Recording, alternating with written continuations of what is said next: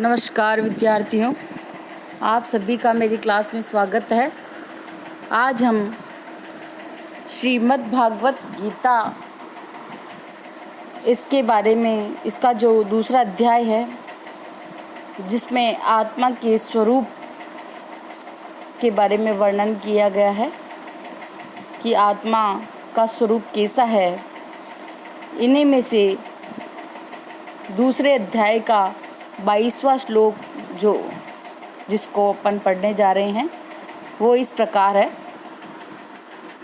वासांसि जीर्णा नियथा विहाय नवानि गृह्णाति नरो पराणि यथा शरीराणि विहाय जीर्णा न्यायानि संयाति नवानि देहि।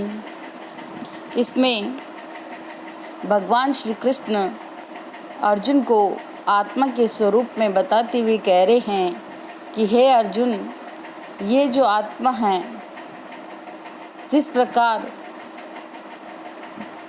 वासांसी वस्त्रों को जीर्णानि पुराने फटे तथा जिस प्रकार विहाय त्याग कर नवानि नए वस्त्र गृह्णाति ग्रहण करता है, नर मनुष्य अपराणि अन्य, तथा उसी प्रकार शरीराणि शरीरों को विहाय त्याग करके जीर्णानि वृद्ध तथा व्यर्थ अन्यानि भिन्न संयाति स्वीकार करता है, नवानि नए देही देहधारी आत्मा। कि जिस प्रकार मनुष्य पुराने वस्त्रों को त्याग कर नए वस्त्र धारण करता है, उसी प्रकार आत्मा भी पुराने तथा व्यर्थ शरीर को त्याग कर नवीन भौतिक शरीर का धारण करता है। जिस प्रकार अपने वस्त्र पुराने हो जाते हैं, फट जाते हैं, तब हम उनका त्याग करके नए वस्त्र पहन लेते हैं, इसी प्रकार जो ये आत्मा है, ये भी पुराने और जो रोगाणु रहित शरीर है, जब शरीर बेकार हो जाता है, तब ये आत्मा भी इस पुराने शरीर को त्याग कर नवीन भौतिक शरीर धारण कर लेती है। इसी प्रकार जो दूसरा पद्य है इसका, वो इस प्रकार है। इसमें यहाँ पे इस श्लोक का जो भावार्थ है, इसमें ये कि यहाँ भगवान ने अर्जुन को उपदेश दिया है कि वह अपने पितामह तथा गुरु के देहांतरण पर शोक प्रकट न करे, अपितु उसे इस धर्म युद्ध में उनके शरीरों का वध करने में प्रसन्न होना चाहिए, जिससे वे सब विभिन्न शारीरिक कर्म फलों से तुरंत मुक्त हो जाए। बलि वेदी पर यह धर्म युद्ध में प्राणों को अर्पित करने वाला व्यक्ति तुरंत शारीरिक पापों से मुक्त हो जाता है और उच्च लोक को प्राप्त करता है। इसलिए अतः अर्जुन, इन के बारे में तुम्हें शोक नहीं करना चाहिए। अगला जो इसका पद्य है, 13वां पद्य, वो इस प्रकार है। नैनम छिन्दन्ति शस्त्राणि नैनम दैति पावकः न चैनम क्लेदन्त्यापो न शोषयति मारुतः। अर्थात यह आत्मा कैसी है, न यानी कभी भी, एनम इस आत्मा को छिन्दन्ति खंड खंड नहीं कर सकते, शस्त्राणि हथियार न कभी नहीं, एनम इस आत्मा को दहती जला सकता है, पावक अग्नि न कभी नहीं, और एनम इस आत्मा को क्लेदयंती भिगो सकती है, आप जल न कभी नहीं शोषयति सुखा सकता है, मारुत है वायु। अर्थात यह अयम आत्मा, जो ये आत्मा है, इस आत्मा को न तो कभी किसी शस्त्र द्वारा खंड खंड किया जा सकता है, तोड़ा जा सकता है, न ही अग्नि द्वारा इस आत्मा को जलाया जा सकता है, न जल द्वारा इसको भिगोया जा सकता है, न ही वायु इसे सुखा सकती है। अर्थात ये आत्मा जो है अजर अमर अविनाशी है। इसी चीज़ को यहाँ पर बताया है कि जो यह आत्मा है अजर अमर और अविनाशी है। इसको न तो शस्त्रों के द्वारा इसको काटा जा सकता है, न अग्नि इसको जला सकती है, न जल इसको भिगो सकता है, न ही वायु इसे सुखा सकती है। इसलिए हे अर्जुन, युद्ध करो। इन महात्माओं गुरु के बारे में तुम्हें शोक करना उचित नहीं है। ये तुम इनके शरीर का नाश कर रहे हो। इनकी आत्मा तो क्या है, अजर अमर और अविनाशी है। इसलिए तुम्हें धर्म युद्ध करना चाहिए। ऐसा इसके बारे में बताया गया है। अगला जो पद्य है श्रीमद् भागवत गीता का, वह इस प्रकार है। अच्छेद्यो अयम अदायो अयम क्लेद्यो अशोच्यम एव च नित्यं सर्वगतः स्थाणुरचलो अयम सनातनः। यह भी इसी आत्मा के बारे में इसमें बताया गया है कि अशोच्यम अदायम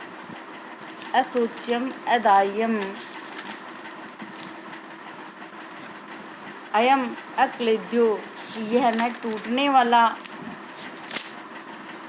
ये जो आत्मा है यह, इसके बारे में पढ़ा रही हूँ मैं।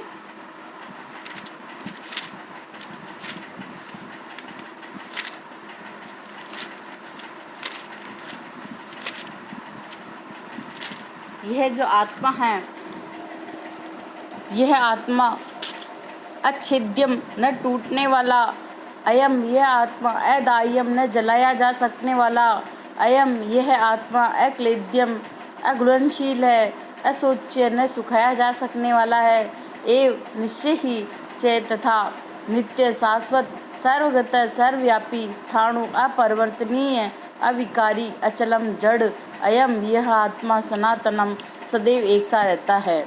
अर्थात जो ये आत्मा है ये अखंडित है तथा अघुलनशील है, घुलती नहीं है, अघुलनशील है। इसे न तो जलाया जा सकता है, अदायम न जलाया जा सकता है, न क्लेद्यम न ही सुखाया जा सकता है, नहीं सुखाया जा। यह जो आत्मा है शाश्वत है, सर्वव्यापी है, अभिकारी है, स्थिर तथा सदैव ही एक सा रहने वाला है। ये सब गुण, आत्मा कितने सारे गुण यही सिद्ध करते कि आत्मा पूर्ण आत्मा का अणु अंश है तथा बिना किसी परिवर्तन के निरंतर उसी तरह बना रहता है। जिस प्रसंग में अद्वैतवाद को व्यवस्थित करना कठिन है, क्योंकि अणु आत्मा कभी भी परम आत्मा के साथ मिलकर एक नहीं हो सकता। भौतिक कल्मश से मुक्त होकर अणु आत्मा भगवान के तेज की किरणों को आध्यात्मिक स्फुलिंग बनाकर रहना चाह सकता है, किंतु बुद्धिमान जीव तो भगवान की संगति करने के लिए वैकुंठ लोक में प्रवेश करता है। इस प्रकार क्योंकि इसमें कोई संशय नहीं है कि जीव भगवान की समग्र सृष्टि में फैले हुए हैं। वे जल, थल, वायु, पृथ्वी के भीतर तथा अग्नि के भीतर भी रहते हैं। जो यह मानते हैं कि वे अग्नि में स्वाह हो जाते हैं, वह ठीक नहीं, क्योंकि यह कहा गया है कि आत्मा को अग्नि द्वारा जलाया नहीं जा सकता। उसमें कोई संदेह नहीं। सूर्य लोक भी उपयुक्त प्राणी का निवास करते हैं, और यदि सूर्य लोक निर्जन हो तो सर्वगत सब निरर्थक हो जाएगा। इस प्रकार यह जो आत्मा है यह न जलाया जा सकता है, न सुखाया जा सकता है, न खंडित किया जा सकता है, न घुलनशील है, शाश्वत, सर्वव्यापी, अभिकारी, स्थिर तथा सदैव एक सा रहने वाला है। अगला जो पद्य है, न जायते म्रियते कदाचित, न जायते म्रियते वा कदाचिन, नायं भूत्वा भविता वा न भूयः, अजो नित्यं शाश्वतोऽयं पुराणो न हन्यते हन्यमाने शरीरे। अर्थात न कभी नहीं जायते जन्मता है, म्रियते मरता है, वा या कदाचित कभी भी, भूत वर्तमान और भविष्य न कभी नहीं अयम यह आत्मा भूत्वा होकर भविता होने वाला है, वह अथवा न नहीं भूय वह अथवा पुनः होने वाला है, अजह अजन्मा नित्य नित्य रहने वाला शाश्वत स्थायी। अयम यह जो आत्मा है ये पुराण सबसे प्राचीन है, नहीं हन्यते मारा जाता है, न हन्य माने नहीं किसी के, न तो ये मरती है न ही किसी के द्वारा मारी जाती है शरीरे शरीर में। इस प्रकार आत्मा के लिए किसी भी काल में न तो जन्म होता है न ही मृत्यु होती है।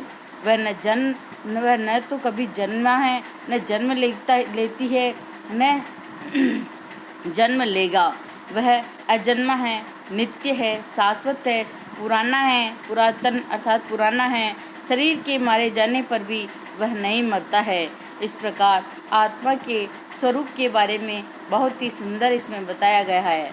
इसी प्रकार कठोपनिषद में भी आत्मा के अजर अमर अविनाशी होने के जो है श्लोक है, न जायते म्रियते वा विपश्चि चिन्नायम कुतश्चिन बभूव कश्चित अजो नित्यम शाश्वतो अयम पुराणो न हन्यते हन्य माने शरीरे। कि ऐसे ही इसमें भी आत्मा के ही बारे में बताया है। आत्मा ज्ञान से या चेतना से सदैव पूर्ण रहता है। ये चेतना ही आत्मा का लक्षण है। यदि कोई हृदयस्थ आत्मा को नहीं खोज पाता तो भी वह आत्मा की उपस्थिति को चेतना की उपस्थिति से जान सकता है। कभी कभी हम बादलों या अन्य कारणों से आकाश में सूर्य को नहीं देख पाते हैं, किंतु सूर्य का प्रकाश सदैव विद्यमान रहता है।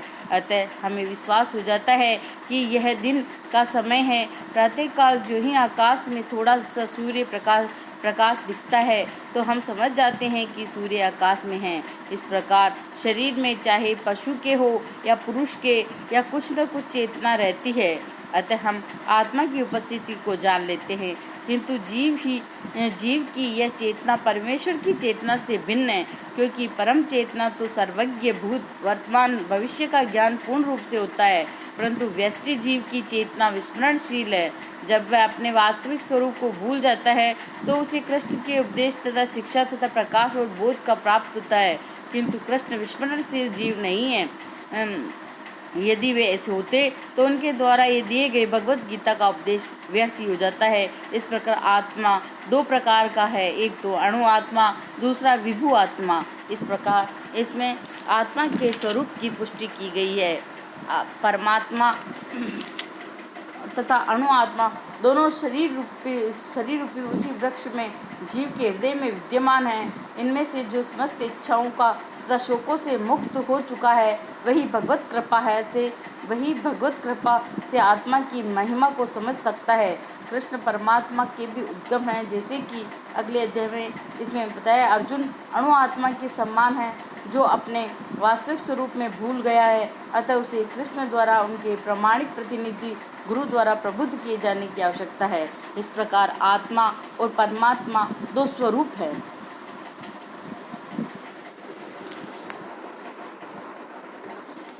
अगला जो पद्य है यह है इस प्रकार है। यह एनम वेति हंतारम यश्चेनम मन्यते हतम उभौ तो न विजानितो नायम हन्यति न हन्यते।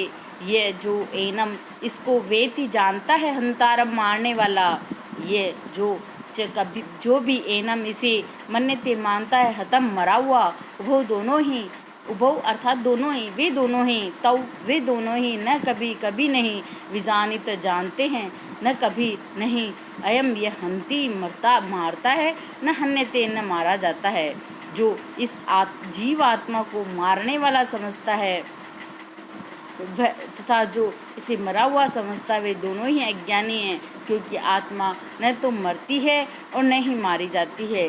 तात्पर्य ये कि जब देवधारी जीव को किसी घातक हथियार से आघात पहुंचाया जाता है तो समझ लेना चाहिए कि शरीर के भीतर का जीव आत्मा मरा नहीं। आत्मा इतना सूक्ष्म है कि इसे किसी तरह के भौतिक हथियार से मारना संभव नहीं है, असंभव है। जैसे हम अगले जो है न जैसे ही जीव आत्मा अपने आध्यात्मिक स्वरूप के कारण अबद्ध है, जिसे मारा जाता है या जिसे मरा हुआ समझता है वह केवल शरीर होता है, किंतु इसका तात्पर्य शरीर के वध को प्रोत्साहित करना नहीं है। इसमें यह पशु हिंसा को प्रोत्साहन दिया जाता है। किसी भी जीव के शरीर की अनधिकार हत्या करना निंदनीय है और राज्य तथा भगवत विधान के द्वारा दंडनीय है। किंतु अर्जुन को तो धर्म के नियम के अनुसार मारने के लिए नियुक्त किया जा रहा है। इसीलिए इसका पागलपन जो है वश पागलपन वश नहीं है, अर्थात ये धर्म के लिए ऐसा किया जा रहा है। तो ये जो श्लोक है ये आपको समझ में आ गया होगा। अगली क्लास में हम अगले इनके पद्य के बारे में पढ़ेंगे। धन्यवाद।